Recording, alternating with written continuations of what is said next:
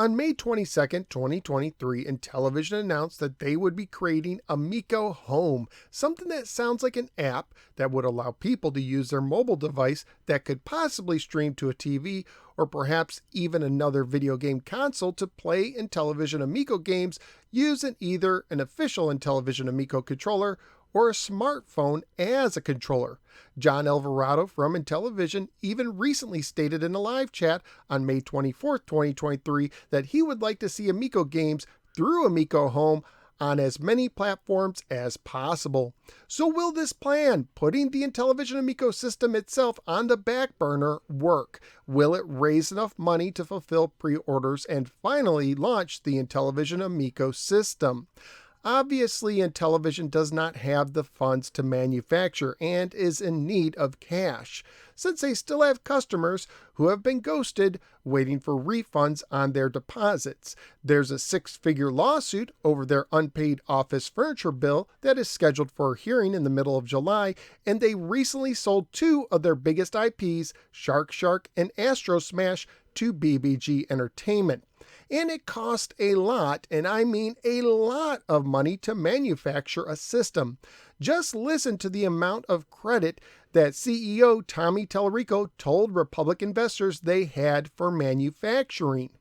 We have a $150 million line of credit for manufacturing. So can Amico Home provide the large amount of funds needed to manufacture? Let's start by figuring out how much Amico Home could realistically charge.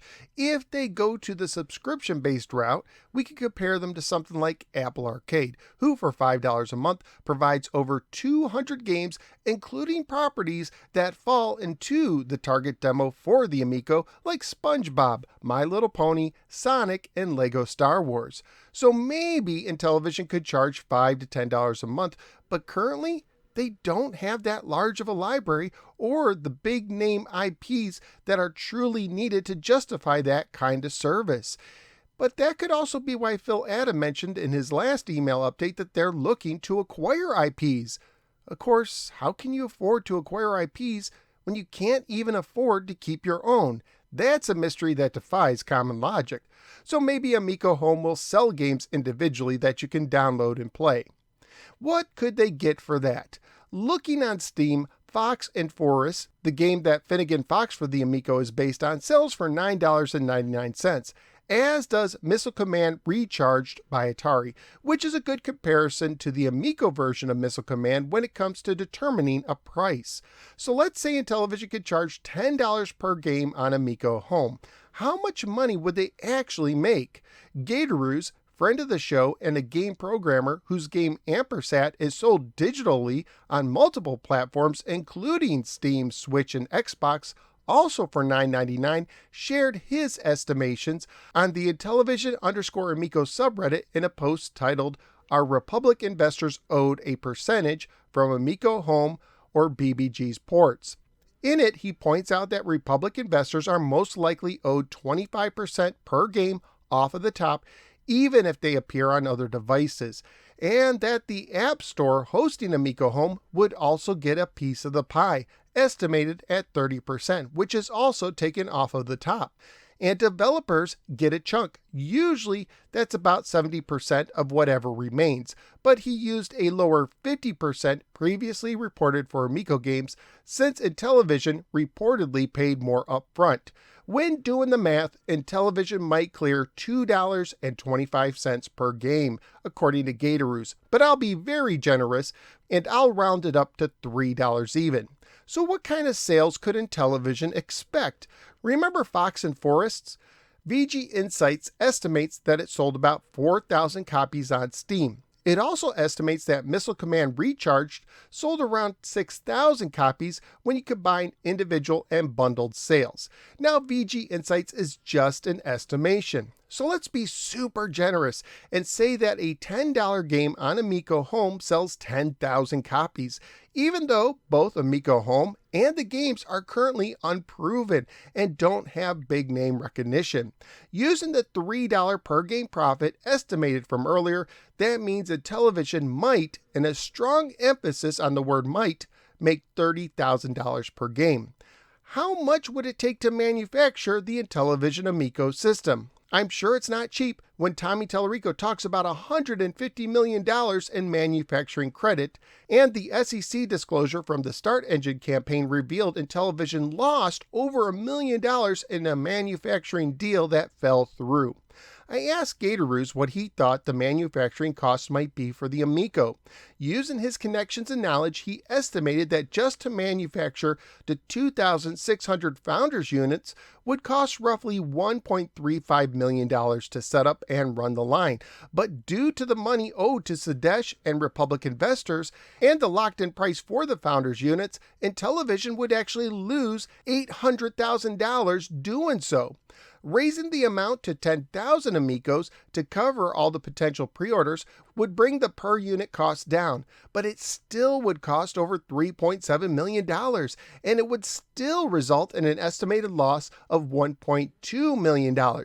Maybe this is why Phil told Smash JT that he couldn't put out a console that sells 7,000 to 10,000 units and fails. This company, by all appearances, simply can't afford to spend millions to put out 10,000 units while at the same time taking a loss. But for argument's sake, let's pretend that somehow Intellivision found a sweetheart deal and only needed $2 million to manufacture.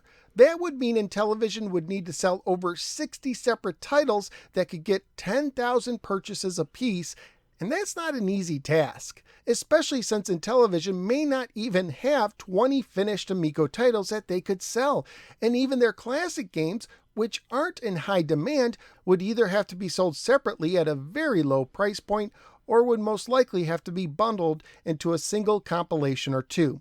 And several of their Amico games that might be finished are licensed. Why is that important? If the license is only for the Intellivision Amico system, it may not cover digital distribution through other platforms.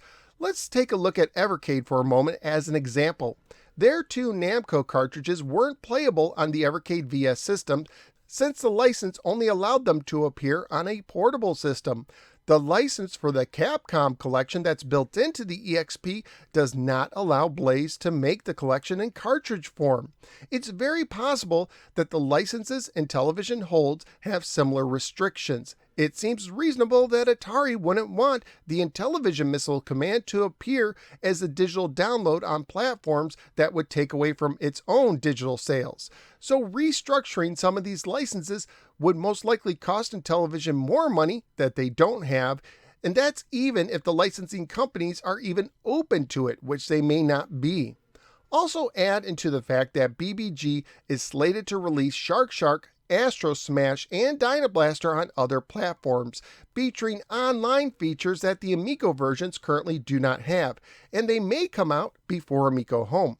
Potential buyers may decide to opt for the BBG ports rather than buying them through Amico Home for those reasons, meaning even less potential money for Intellivision through Amico Home. Then there's the fact that if Intellivision can cheaply bring the Amico experience to players' living rooms through the Amico Home app, why would they then later want to spend around $300 or more to buy a system? As streaming has grown, allowing viewers to access movies and TV shows cheaply and easily, sales of DVD and Blu-ray players have nosedived.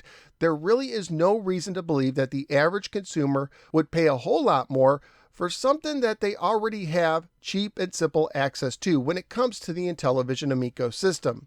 This basically makes the idea of the system obsolete for the average consumer.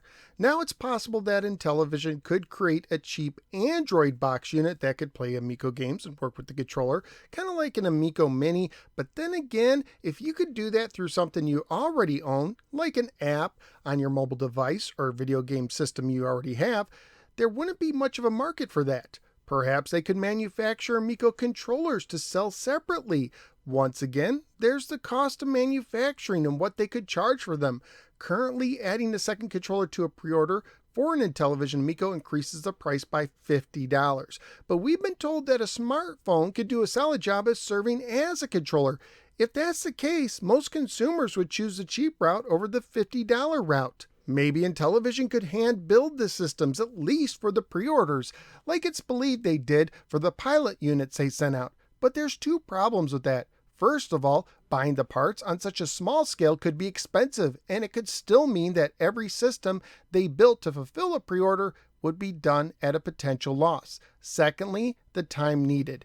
In June of last year, Phil Adams said in an email that they had units in production that they would be showing off, but after almost a full year, Intellivision themselves have not shown off these systems.